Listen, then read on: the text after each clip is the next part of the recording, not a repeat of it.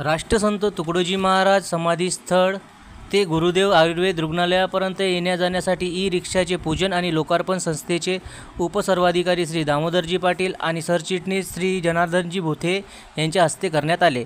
सदर ई-रिक्षाचा उपयोग परिसरातून आरोग्य तपासणीसाठी येणाऱ्या रुग्णांसाठी वापर केला जाणार आहे।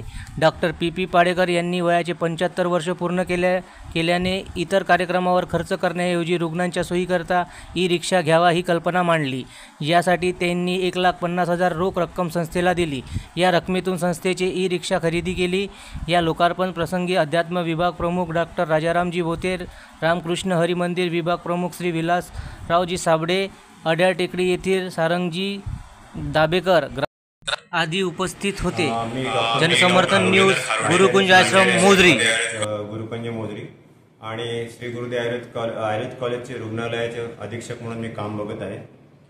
मला आज हे सांगायचं आहे की श्री गुरुदेव आयुर्वेद महाविद्यालय हे पहिले सुरुवातीला जुन्या वस्तीमध्ये होतं, परंतु आता 1 वर्षापूर्वी हे जे रुग्णालय आहे हे रुग्णालय एक महासमाधीपासून जवळपास 1 ते 1.5 किलोमीटर एवढ्या अंतरावर आलेलं आहे। यामध्ये रुग्णांना येण्या जाण्याचा फार त्रास होत होता किंवा प्रायव्हेट जे गाड्या होत्या त्या प्रायव्हेट गाड्यांनी त्यांना पैसे जास्त लागत होते, म्हणून आमच्या महाविद्यालयाचे माजी प्राचार्य आणि आता सध्याचे आमच्या संस्थेचे आरोग्य विभाग प्रमुख डॉक्टर पी पाडेकर यांच्या मनामध्ये एक संकल्पना आली। त्यांचे 75 वर्ष हे पूर्ण होत आहे। या 75 वर्षामध्ये दुसरा कुठला कार्यक्रम घेण्याऐवजी त्यांचा संकल्प होता की आपण रुग्णांकरता काहीतरी केलं पाहिजे। त्याकरता त्यांनी संस्थेला, आमची जे मातृसंस्था आहे मातृसंस्थेला त्यांनी एक डोनेशन दिलंय।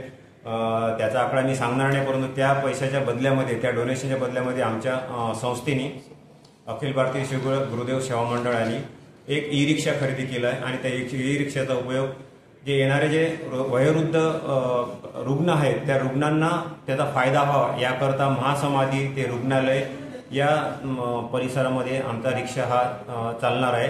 त्या रिक्षाचं उद्घाटन आज दिनांक 27/6/2024 रोजी माननीय उपसर्वाधिकारी श्री दामोदर पाटील, संस्थेचे सरचिटणीस माननीय श्री भोथे काका यांच्या उपस्थितीत झालेले आहे।